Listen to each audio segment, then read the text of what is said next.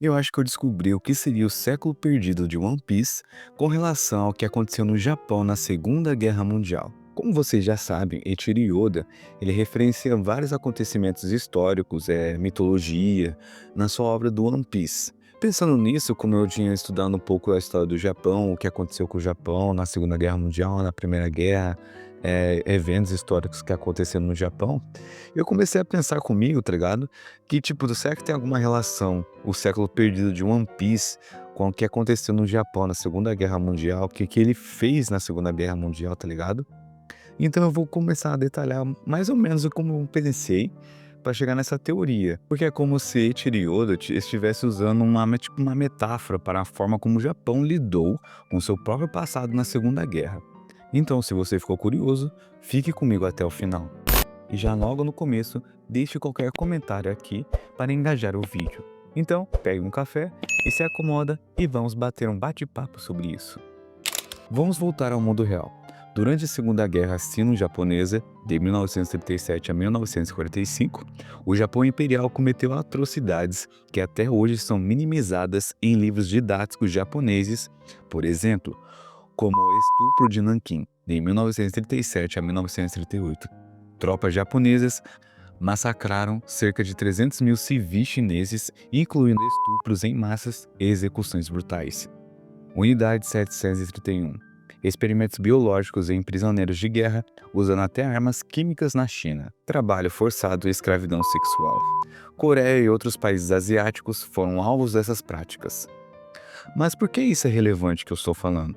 Bom, porque após a guerra, muitos desses crimes foram apagados ou suavizados nos materiais educacionais do Japão. Um exemplo famoso disso é o caso do historiador Ienaga Saburo, que processou o governo japonês nos anos 1960 por censurar seus livros didáticos. Ele queria incluir detalhes sobre o massacre de Nanquim e foi barrado. E se você parar a pensar, tipo, parece que ele tem relação com o Vegapunk, tá ligado? Que o Vegapunk foi, tipo, meio que censurado pelo governo mundial por querer revelar a verdade para o mundo. E parece que aconteceu a mesma coisa com o Ienaga Saburo. Que parece que o Oda, ele tem, tipo, uma relação, ele mapeia o que aconteceu com o mundo real e traz para sua obra do One Piece. Então vamos continuar. Ocorreu uma espécie de amnésia histórica do Japão e ocorreu também uma revolta dos países asiáticos. Aqui a coisa fica um pouquinho mais complicada. Países como China, Coreia do Sul e Filipinas ainda hoje acusam o Japão de não reconhecer plenamente esses crimes. Em 2025, por exemplo, a Coreia protestou contra um livro didático japonês que descrevia as mulheres de conforto, que são escravas sexuais, como trabalhadoras voluntárias. Se você ainda não sabe, vários países orientais, como China, Coreia do Sul, Filipinas, vários países orientais não gostam do Japão pelo que ele fez na Segunda Guerra Mundial e também por ele não reconhecer que ele cometeu esses crimes tão horrendos que, que ocorreram. E se você, tipo, pesquisar mais a fundo no YouTube ou vendo relatos e documentários, vê que a maioria dos povos asiáticos não gostam do Japão. Tipo assim, eles não gostam do Japão, mas eles gostam, assim, tipo, do japonês, tá ligado? Eles não gostam do Japão porque é um país que, tipo, massacrou várias pessoas durante a Segunda Guerra Mundial. Teve um histórico muito obscuro que, ao decorrer dos anos, eles não reconheceram o que eles fizeram. Então, voltando um pouco para One Piece, Oda já demonstrou como o governo mundial manipula a história para manter o poder. Assim como o Japão, segundo críticos, fez ao omitir o seu passado militarista. A perseguição a Nico Robin, que busca a verdadeira história, pode ser um paralelo aos esforços acadêmicos e ativistas que desafiam a narrativa oficial japonesa. E também, se você tá um pouco de dúvida, assim, pela minha teoria, vai lembrar que, tipo assim, o Oda, ele também traz acontecimentos, por exemplo, que nem dos tritões. Eh, Se você ligar os pontos, os tritões de One Piece, eles sofrem discriminações por serem diferentes, ao que reflete os conflitos raciais e colonialistas do mundo real.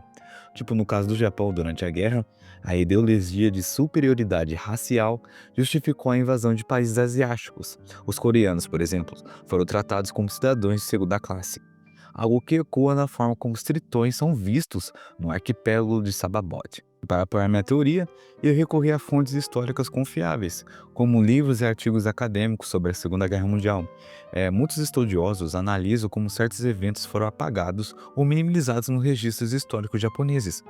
Uma leitura que eu recomendo é Hiroto and the Making of the Modern Japan, de Herbert P. Bix. Também houve relatos de sobreviventes. Existem diversos relatos de sobreviventes que testemunharam as atrocidades e os efeitos da guerra. Esses relatos muitas vezes contrastam com as versões oficiais dos eventos japoneses. E documentários e fontes visuais, tipo documentários como The Imperial Naked Army March On, ajudam a ilustrar como certas verdades foram encobertas pelos japoneses. Se minha teoria estiver certa sobre o século perdido, eu acho que Oda estaria usando a ficção para questionar como governos manipulam a memória coletiva. Assim como o governo mundial esconde o século perdido, o Japão minimiza o seu passado imperial, meio que apaga o que aconteceu com as vítimas. Isso apenas é minha teoria. Se você tem outra teoria sobre o que seria o século perdido de One Piece, deixa aqui nos comentários e não esqueça de curtir, comentar e compartilhar e se inscrever. Até a próxima!